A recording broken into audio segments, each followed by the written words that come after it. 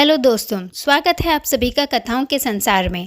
आज मैं एक्सप्लेन करने वाली हूँ एक बेहतरीन मूवी जिसका नाम है माय नेम इज़ श्रुति। तो मूवी की शुरुआत में हम एक बिजनेसमैन को देखते हैं जिसका नाम विक्रम है और विक्रम ने एक कॉस्मेटिक सर्जन किरण को मिलने के लिए बुलाया है। विक्रम किरण से कहता है कि मेरी बीवी के चेहरे पर झुर्रियाँ पड़ने लगी हैं या यूं कहूँ कि बुढ़ापा झलकने लगा है, इस कारण अब वह घर से बाहर भी नहीं निकलती है। क्या आप इसको ख़त्म करने का कोई उपाय बता सकते हो? तब किरण बताती है कि झुर्रियाँ तो जीवन का हिस्सा है जो उम्र बढ़ने के साथ ही बढ़ती हैं, जिन्हें हम दवाओं से कंट्रोल तो कर सकते हैं लेकिन ख़त्म नहीं कर सकते। फिर वो कहती है कि इसे अगर पूरी तरह से रोकना है तो सिर्फ इसका एक ही ऑप्शन है, स्किन ग्राफ्टिंग। लेकिन यहाँ एक प्रॉब्लम है कि आपकी पत्नी का ब्लड ग्रुप AB नेगेटिव है और इस टाइप का डोनर मिलना बहुत मुश्किल होता है। ये सुनकर विक्रम कहता है कि पैसे की प्रॉब्लम नहीं है, बस काम हो जाना चाहिए, इसलिए तुम बिना पैसों की परवाह किए बिना आप किसी डोनर को ढूंढ लाओ। अब इसके बाद किरण वहाँ से सीधा MLA गुरुमूर्ति को कॉल करती है और ये आदमी इलीगल स्किन माफिया का गिरोह चलाता है। इसलिए किरण गुरुमूर्ति से कहती है कि AB नेगेटिव ब्लड ग्रुप का डोनर चाहिए और मुंह मांगा दाम मिलेगा। इसके बाद गुरुमूर्ति अपने PA से कहता है कि इस बारे में अनु से बात करो और हम अनु को देखते हैं जो तनिष नाम के लड़के से जाकर मिलती है और वो उसकी गाड़ी की चाबी लेकर जाती है। तब हमें पता चलता है कि तनिष अनु से ड्रग्स खरीदता था और पैसे ना दे पाने के कारण अनु ने उसकी गाड़ी उठा ली थी। अब अगले दिन तनिष अनु को पैसे चुकाने आता है ताकि उसकी गाड़ी मिल जाए, जिस पर अनु कहती है कि सुनने में आया है कि तेरे बाप ने तेरा क्रेडिट कार्ड सब ब्लॉक कर दिए हैं, अब तू आगे से माल कैसे खरीदेगा? अगर तुझे माल चाहिए तो मेरे पास एक प्लान है जिसमें तेरे साल भर का माल का इंतज़ाम हो जाएगा। इसके बाद सीन चेंज होता है और हम एक साल बाद का सीन देखते हैं जहां तनिष गुस्से में एक अपार्टमेंट से बाहर निकल रहा होता है और फिर वह अपने कार से गन निकालता है और को सोचने लगता है। इधर हम उस अपार्टमेंट में के अंदर का सीन देखते हैं जहां एक रूम में पूजा और श्रुति नाम की 2 लड़कियां रहती हैं। वहां पूजा श्रुति से कहती है कि अगर हमें नुकसान पहुंचाएगा तो हम क्या करेंगे, और श्रुति कहती है कि तुम इसकी चिंता मत करो, मैं हैंडल कर लूँगी, तुम जल्दी से अपना सामान लेकर यहाँ से निकल जाओ। और वो पूजा भी ऐसा ही करती है और अपना सामान पैक करके वहाँ से चली जाती है। तभी वहाँ पर एक अनजान आदमी आकर श्रुति को मारने लगता है और बचाव में श्रुति एक कांच की बोतल उस आदमी के सर पर ही फोड़ देती है, जिससे वो आदमी बेहोश हो जाता है। फिर श्रुति उस आदमी को घसीट कर अपने बाथ टब में लाती है और उसे बांधकर सबूत मिटाने लगती है। इधर हम गुरुमूर्ति को देखते हैं जिसे बार बार ब्लैकमेल कर रहा होता है कोई, और उसका कहना था कि मेरे पास तेरी एक ऐसी वीडियो है जिसे वायरल कर दें तो तू जेल जा सकता है। इसलिए गुरुमूर्ति 2 डॉक्टर्स को पूछताछ के लिए सुनसान जगह पर बुलाता है। फिर छोटे वाले डॉक्टर को वो हॉस्पिटल की CCTV फुटेज दिखाता है जिसमें एक आदमी नीचे गिरे मोबाइल को अपनी जेब में रखकर चला जाता है और इसी मोबाइल में गुरुमूर्ति की वही वीडियो थी और जिसने मोबाइल उठाया था वो उस डॉक्टर का दोस्त था। अब उस डॉक्टर को उस फ़ोन के बारे में कुछ भी पता नहीं था, तो गुरुमूर्ति गुस्से में उस डॉक्टर को ही मार देता है। अब बड़ा डॉक्टर बस देखता ही रह जाता है। फिर वह एक आदमी को उठवा लेता है क्योंकि गुरुमूर्ति को उस पर शक था। असल में जब गुरुमूर्ति लड़कियों की स्मगलिंग करता था तब ये आदमी अनु से वीडियो कॉल पर बात कर रहा था और हो सकता है कि अनु ने उस समय वीडियो बना ली हो। इसी कारण गुस्से में गुरुमूर्ति उस आदमी को भी जान से मार डालता है। अब हम श्रुति को देखते हैं जो अपने घर आ गई थी और उसके घर वाले श्रुति की शादी तय कर देते हैं, पर श्रुति अपने पापा से कहकर शादी के लिए मना कर देती है और सीन चेंज होता है एक हॉस्पिटल में जहाँ पर प्रिया नाम की लड़की मर जाती है और उसका चेहरा देखने में काफ़ी ज़्यादा खराब हो चुका था। तब यहाँ का कंपाउंडर किरण को कॉल करके कहता है कि जैसा आपने कहा था मैंने कर दिया, और किरण कहती है तुम इसके पैसे MLA गुरुमूर्ति के यहाँ जाकर ले लेना। तभी किरण को एक पार्सल मिलता है जो श्रुति ने भेजा था। अब उसमें कुछ खास नहीं निकलता तो किरण उसे डस्टबिन में फेंक कर चली जाती है और उसी के अंदर श्रुति ने एक फ़ोन छुपाया था जो किरण को नहीं मिला। फिर श्रुति इस फ़ोन पर बार बार कॉल करती है तो कोई फ़ोन नहीं उठाता। अब इसके बाद श्रुति अपना घर छोड़कर वापस हैदराबाद चली जाती है जहां वह जॉब करती थी और हमें पीछे की कहानी दिखाते हैं जब श्रुति अपने घर वालों के सपोर्ट से हैदराबाद जॉब करने के लिए पहली बार आई थी। शुरुआत में श्रुति अपनी दीदी जीजा के साथ रहती थी, लेकिन उनकी प्राइवेसी ख़राब ना हो इसलिए श्रुति हॉस्टल में शिफ्ट हो गई थी। वहीं हैदराबाद में श्रुति का एक बॉयफ्रेंड भी था चरण नाम का, और इसने श्रुति की जॉब हैदराबाद में लगवाई थी। वहाँ श्रुति देखती है कि जिस हॉस्टल में वो शिफ्ट हुई है वहाँ की सारी लड़कियाँ ही अपने बॉयफ्रेंड से मिलती रहती हैं और यहाँ का माहौल काफ़ी ज़्यादा ख़राब है। इसी कारण से श्रुति अपना हॉस्टल छोड़कर एक फ्लैट में पूजा नाम की लड़की के साथ शेयरिंग में शिफ्ट हो जाती है। अब इसके बाद हम 2 लड़कों को देखते हैं जो गुरुमूर्ति को ब्लैकमेल कर रहे थे और उनके नाम थे सनी और सूरी। वहाँ ये दोनों गुरुमूर्ति से पैसे मंगवाते हैं और मौका मिलते ही गुरुमूर्ति के आदमी इन्हें पकड़ लेते हैं। फिर गुरुमूर्ति इनसे पूछता है कि तुम्हें ये फ़ोन कहाँ से मिला और अनु कहाँ है, लेकिन ये दोनों कोई जवाब ही नहीं देते। इधर पूजा के पूछने पर श्रुति बताती है कि चरण उसका कज़न है और श्रुति ने ये झूठ इसलिए बोला क्योंकि शायद पूजा ये फ्लैट छोड़कर चली जाती और चरण भी उनसे ना मिल पाता। अब कहानी प्रेजेंट में आती है। श्रुति हैदराबाद पहुंच गई थी। वहां वो सबसे पहले मेडिकल से फर्स्ट एड किट लेती है क्योंकि मूवी के स्टार्टिंग में ही हमने श्रुति को किसी को मारते हुए देखा था। लेकिन जैसे ही श्रुति अपने अपार्टमेंट में जाती है तो वहाँ तो काफ़ी सारी भीड़ पहले से ही थी और पुलिस भी वहाँ पर मौजूद थी। ये देखकर श्रुति के होश उड़ जाते हैं। फिर श्रुति को पता चलता है कि यहाँ पर एक चोर देखा गया था और पुलिस वही चेक कर रही है कि किसी के घर का कोई सामान चोरी तो नहीं हुआ। वहाँ एक कांस्टेबल श्रुति का फ्लैट चेक करने के लिए कहता है, लेकिन श्रुति मना कर देती है कि मेरे यहाँ तो बहुत सारा सामान अपनी जगह पर है। फिर श्रुति वहाँ अपने बाथरूम में जाती है और चौंक जाती है क्योंकि अब वहाँ से वो आदमी गायब था और वहाँ पर अनु की लाश पड़ी थी। यानी कि श्रुति अब एक बहुत बड़ी मुसीबत में फंस चुकी थी। अब अनु की लाश देखते ही श्रुति की चीख निकल गई थी, इसलिए पुलिस जो उसी अपार्टमेंट में अभी भी मौजूद थी वो रूम में आ जाती है और फिर वहाँ न्यूज़ वाले भी पहुँच जाते हैं। तभी इन्वेस्टिगेशन करने के लिए एसीपी रंजीत आते हैं और ये खबर जैसे गुरुमूर्ति को पता चलती है तो उसके भी होश उड़ जाते हैं क्योंकि अगर अनु के केस की इन्वेस्टिगेशन होगी तो गुरुमूर्ति के रैकेट के सारे राज खुल जाएंगे।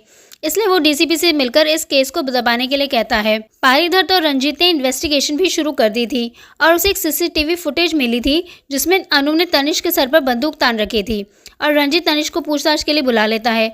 अब तनिष्क रंजीत को सच बताता है कि मैं तो अनु से माल खरीदता था, लेकिन एक दिन अनु ने मुझे पैसों का लालच देकर एक काम करने के लिए कहा जिसमें मुझे प्रिया नाम की लड़की को प्यार के जाल में फंसाकर अनु तक पहुंचाना था और मैंने ऐसा ही किया और मुझे पैसे मिल गए। लेकिन बाद में मुझे जब प्रिया मिली तो उसकी हालत काफ़ी ज़्यादा ख़राब थी और उसके स्किन निकलने के कारण उसे स्किन कैंसर हो गया था जिसके कारण उसकी दर्दनाक मौत हो गई। और बाद में जब मुझे इस बारे में पता चला तो मैं अनु से बात करने गया। तब अनु बताने लगी कि बेंगलोर के एक बिजनेसमैन को अपनी पत्नी के लिए स्किन की ज़रूरत थी, इसलिए ये काम एमएलए गुरुमूर्ति ने मुझे दिया था और मैंने तेरी मदद से प्रिया को झांसे में लेकर उसकी स्किन निकाल ली और वो मारी गई। इसी के बाद अनु ने तनिष्क पर गन लगाकर कहा कि तुम इस मामले से दूर ही रहो वरना गुरुमूर्ति तुम्हें भी नहीं छोड़ेगा। ये सुनते ही तनिष्क गुस्से में अपनी कार से गन लेने चला जाता है और यह सीन वही था जो हमने स्टार्टिंग में देखा था। फिर जब तनिष्क गन लेकर वापस आया तब तक अनु वहाँ से जा चुकी थी और अब इस पूछताछ के लिए रंजीत श्रुति को बुलाता है।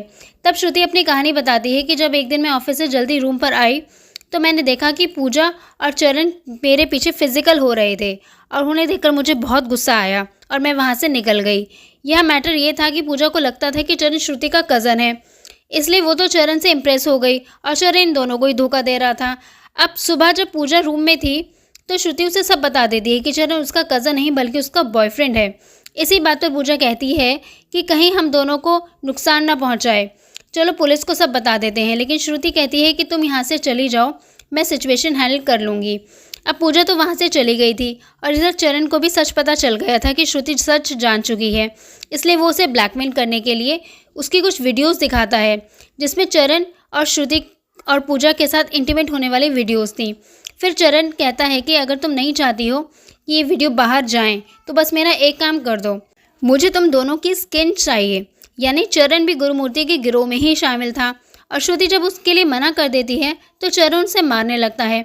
तब अपनी जान बचाने के लिए ही श्रुति ने उसे मारकर बेहोश कर दिया था और टब में लिटा दिया। इसके बाद श्रुति ने चरण के मोबाइल से कॉस्मेटिक सर्जन किरण का एड्रेस निकाला और चरण का फ़ोन उसके एड्रेस पर बेंगलोर कोरियर कर दिया और यही पैकेज था जो किरण ने फेंक दिया था क्योंकि जब पुलिस उसकी तलाश करे तो सबको लगे कि वो बेंगलोर में है। फिर वो बताती है कि जब मैं वापस लौट कर आई तो वहाँ पर चरण की जगह अनु की लाश थी। अभी एक यहाँ कैसे आई मुझे इस बारे में नहीं पता।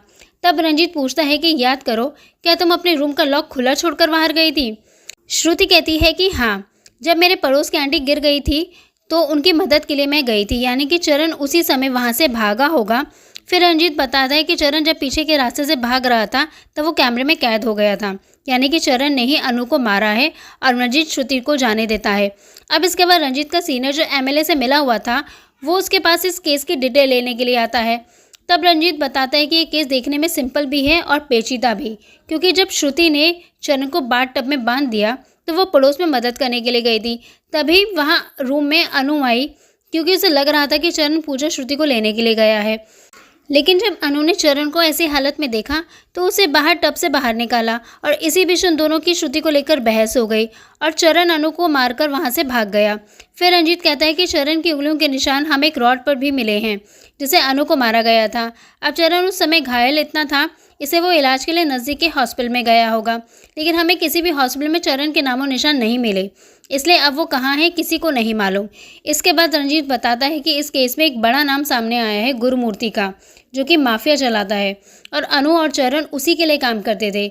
ये सुनते ही रंजीत का सर कहता है कि उसका नाम गलती से भी सामने नहीं आना चाहिए। वो रूलिंग पार्टी के एमएलए हैं, इसलिए मैं चरण को ही साइकोपैथ साबित कर दूंगा और मामला दब जाएगा। अब रंजीत जानता था कि श्रुति की जान को खतरा होगा क्योंकि गुरुमूर्ति सारे सबूत मिटाने की कोशिश करेगा। तभी हम श्रुति को देखते हैं जो अपने जीजा जी के साथ जा रही थी। वहाँ उसका जीजा कहता है कि तुम संभल के रहना क्योंकि वो चरण कभी भी तुम्हें मारने आ सकता है। तब श्रुति कहती है कि उसकी चिंता मत करिए क्योंकि उसे तो मैं पहले ही ठिकाने लगा दिया है। अब सीन फ्लैशबैक में जाता है जहां हम देखते हैं कि श्रुति जब चरण को बाथ टब में बांध रही थी उसी समय वहां पर अनु आ गई थी, जो उसे बताती है कि उसे पूजा और श्रुति की स्किन चाहिए वरना गुरुमूर्ति श्रुति और पूजा दोनों को ही मरवा देगा। लेकिन श्रुति अनु से नहीं डरती और सोचने लगती है कि अब वो क्या करे। तभी वे पर्दे का रॉड उठाती है और अनु के सर पे दे मारती है जिससे अनु बेहोश हो जाती है। इसके बाद श्रुति अनु की बंदूक चरण पर तानकर उसे अनु को जान से मारने के लिए कहती है और मरने के डर से चरण ने वैसा ही किया और अनु को उसी लोहे की रोड से मारकर टब में डाल दिया। फिर श्रुति को याद आया कि उसने इंटरनेट पे देखा था कि अगर किसी भी नशीली चीज़ के साथ कोई पेन किलर ले लिया जाए तो इससे इंसान की जान भी जा सकती है। जिसके बाद श्रुति ने भी चरण को ऐसे ही एक नशीला पाउडर लेने के लिए कहा और फिर पीछे के दरवाजे से भगा दिया। यहाँ श्रुति के प्लान के अनुसार ही चरण भागते हुए सीसीटीवी फुटेज में आ गया था और फिर जब चरण पास के हॉस्पिटल में गए तो वहाँ पहुँचते ही उसके नशीले पाउडर की और पेन किलर के प्रभाव से उसकी मौत हो गई। इधर श्रुति के हाथ में अब अनु का फ़ोन लग गया था और उसमें एमएलए की वही तस्करी वाली वीडियोज़ थी जिसे उसने एक हार्ड ड्राइव में कॉपी किया और फिर सीधा बुरके में हॉस्पिटल पहुंच गई और मौका मिलते ही उसने चरण की जेब में अनु का फ़ोन डाल दिया। फिर यही फ़ोन गिरने के बाद सूरी को मिला जिससे ये लोग एमएलए को ब्लैकमेल करने लगे और अपनी जान से हाथ गंवा बैठे। अब गुरुमूर्ति की वीडियो अभी भी श्रुति के पास ही थी। ये जानकर श्रुति के जीजा के होश उड़ जाते हैं। तभी हम उनकी कार के पीछे देखते हैं जहाँ गुरुमूर्ति के आदमी आ रहे थे और कार में श्रुति का जीजा कहता है कि तुम बेवजह गुरुमूर्ति से पंगा ले रही हो, ऐसा मत करो क्योंकि वो बहुत ही खतरनाक इंसान है। तब श्रुति कहती है कि मैंने तो गुरुमूर्ति का नाम ही नहीं लिया, मैं तो बस एमएलए की बात कर रही थी, तो आपको कैसे गुरुमूर्ति का नाम सूझा। और ये सुनते ही उसके जीजा की हालत ख़राब हो जाती है। अब हमें पता चलता है कि श्रुति ने अपनी जीजा के मैसेज अनु के फ़ोन में देखे थे और उसे पता चल गया था कि ये भी इसी गिरोह में शामिल है। तब श्रुति अपने पास से अनु की गन निकालती है और पीछे आ रहे एमएलए के आदमी पर गोली चला देती है। फिर मौका मिलते ही उसके जीजा उसे बंदूक छीन लेते हैं, लेकिन तब तक बंदूक की सारी गोलियां ख़त्म हो चुकी थीं। अब जैसे ही एमएलए के आदमी वहां आते हैं तो देखते हैं कि बंदूक श्रुति के जीजा के हाथ में है और उन्हें लगता है कि इसने ही गोली चलाई होगी, इसलिए वो उसे जान से मार देते हैं। फिर जैसे वो श्रुति को मारने वाले होते हैं तभी वहाँ पर रंजीत टाइम पर पहुँचकर उन्हें शूट कर देता है और श्रुति बच जाती है। यहाँ और एक सच रिवील होता है कि श्रुति ने पहले ही रंजीत से अपनी लोकेशन शेयर कर दी थी। फिर रंजीत कहता है कि मुझे तुम्हारे प्लान के बारे में सब कुछ समझ में आ गया, लेकिन फिर भी मैं तुम्हें नहीं पकड़ूंगा। फिर श्रुति गुरुमूर्ति को पकड़वाने के लिए रंजीत को उस वीडियो वाली हार्ड ड्राइव की लोकेशन दे देती है, जिसके बाद रंजीत उस वीडियो को मीडिया में दे देता है और एमएलए सहित इस ग्रोह में जितने भी लोग शामिल थे सबके सब पकड़े जाते हैं और यहीं पर ये मूवी एंड होती है। दोस्तों, आपको ये मूवी कैसी लगी हमें कमेंट सेक्शन में ज़रूर बताना।